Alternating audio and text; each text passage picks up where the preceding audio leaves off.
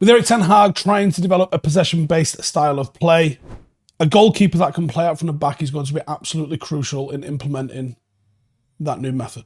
A glance across the top goalkeepers that all the major teams shows you a range of abilities that generally do seem to include people that are capable of playing with their feet and have a much different sort of distribution than we see with David De Gea. The same way the game has progressed at the elite level in terms of centre-halves are required to be able to play out and potentially play on the halfway line and potentially play 1v1, the role of a goalkeeper has adapted. It hasn't entirely changed, and David De Gea this season becoming the Golden Glove has shown you that there is still a time and a place and a use for this sort of goalkeeper. But I think Erik ten Hag has got a particular style of play that he wants to impart at Manchester United, and I don't think that's going to be entirely possible with David De Gea. No, I don't think this is the number one priority United need to fix, but it is a decision and something that they are going to have to fix sooner rather than later. Ten Hag wants a goalkeeper that can start a build-up, that is comfortable with the ball at their feet, but also has the ability to switch or go long to avoid a team that high presses. He doesn't want his goalkeeper to be launching the ball just for the opposition to restart an attack, and that's something that we've seen, unfortunately, time and time again with De Gea's distribution levels. He also wants to implement a high defensive line into the team, and that requires a high starting position from a goalkeeper, enable them to be part of the defensive line that sweeps any long balls that land just outside the box. David De Gea doesn't do that. And a further quality is the ability to claim crosses. I don't think that's something unique to Erik ten Hag. I think that's probably the primary weakness in David De Gea's game across the goalkeeping spectrum. The ball playing and the sweeping, that's a managerial preference. The claiming of crosses is just a weakness no matter what style of play you want to play. And De Gea's always lacked in that area.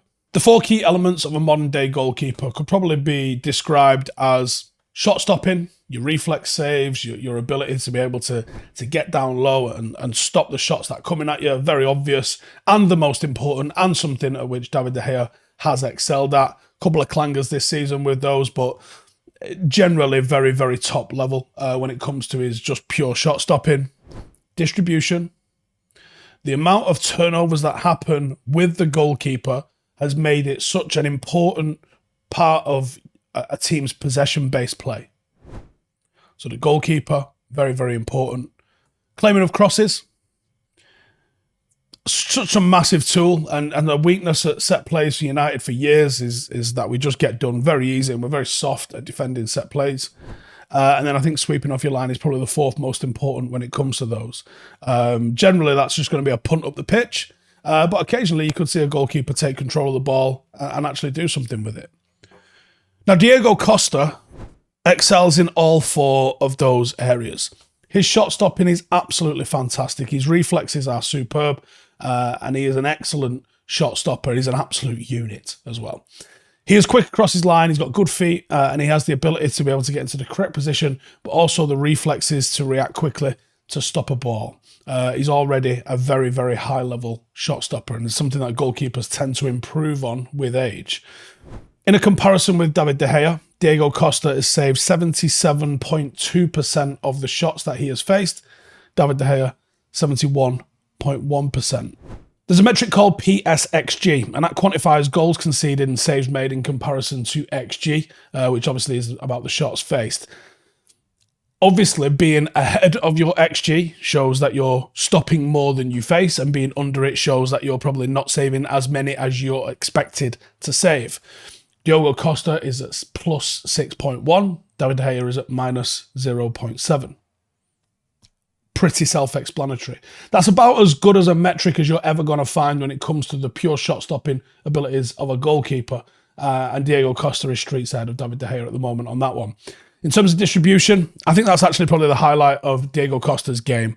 He starts the build-up for Porto and he acts as an extra man to outnumber the opponent's press. He has an excellent long passer. He's got a superb clip to a fullback in his locker. He is very, very good in general build-up play, very calm, very composed in possession. When we look at the pass completions for passes longer than 40 yards, Diogo Costa, 44.7%. David De Gea, 31.4%. Overall pass completion, 79.1% for Costa, 71.1% for David De Gea.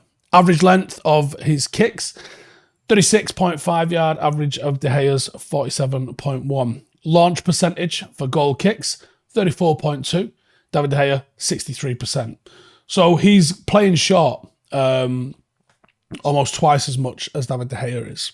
And that shows how often we've had to hoof the ball upfield. And I don't know if you know this about United, we do not have a hold-up man. So who's that ball going to? I'll tell you who it's going to, the opposition.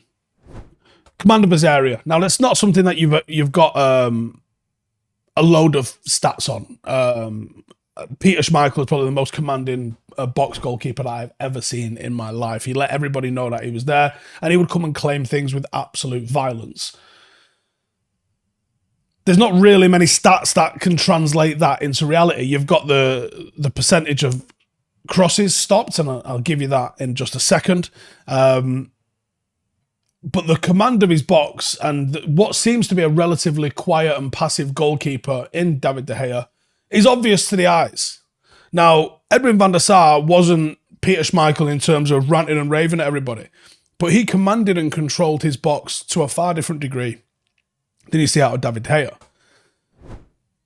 Costa shows a massive willingness to come and claim crosses and be assertive when the ball comes into his area. He isn't someone that you see rooted to the goal line. A big problem that I have with David De Gea is far too often he just retreats to his goal line and waits there rather than proactively getting out. There's so many balls that land right on the 6 yard line where you go, mate, you would get that if you went for that, but he don't go for it. He comes and claims crosses, and that prevents goals way more than just not coming out for them, and certainly prevents shots, which lead to goals. It's such a big part of relieving the pressure. It instills confidence and bravery in defenders, and honestly, the crowd love it. The keeper comes out and smashes the ball, punches it, claims it, whatever, mint. In a league like the Premier League, where crosses are a lot more prominent, the quality of Costa would really start to shine. At the moment, he's stopping 7.5% of the crosses that come in, which doesn't sound like a lot, but it's almost 3 times the amount David De Gea is stopping at 2.9%, which is just, I mean, it's just not good enough, is it? And that's 30 crosses for Costa and 15 for De Gea. Costa excels outside the box, and the data actually proves that. It's another facet of his play that I think will improve with time as he gets more experienced, but his speed off the line allows the back four to be able to push up, and it makes the team way more compact in the opposition half because they're not thinking, mate, if the ball goes over me, I'm going to have to claim this because he won't even come out of his 6 yard box. It allows you to be a lot bolder in the press. Knowing that, also, I haven't really spoken about it here, but Costa is absolutely huge. And him coming bearing down at you as you go 1v1 with him just on the outside of the box, you're going to shit your pants. He's a freight train. In terms of sweeping, defensive actions outside the penalty area per 90, Costa 1.24, De Gea 0.84. Costa's recent comments on the United link. That's the internet, which you might have a point about.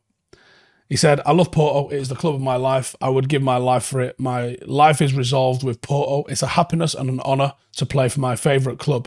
What I'll say is this. Now that's where you go. Wait a minute. What's he saying? What they say is what they say. There is nothing concrete. I have a contract until 2027 and I hope to continue.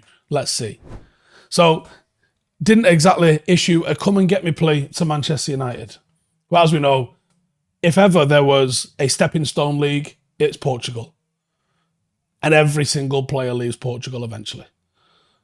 I think Diogo Costa is an absolute cert. I think we covered him about 18 months ago for the first time. He's an absolute cert to go to the top. I think I cooled on him myself personally after seeing him up close at the World Cup. He didn't have a particularly good World Cup. But it's only at 4 games, whatever it was that he played. He's a hell of a player. And, you know, a poor World Cup aside, he will be one of the best goalkeepers in the world, without a shadow of a doubt. And I would go all in if he was available for, you know, the rumoured 40-ish million that we might be able to get him for. He's absolutely top draw. Let me know your thoughts in the comments. Do you pull the trigger now and move De Gea on?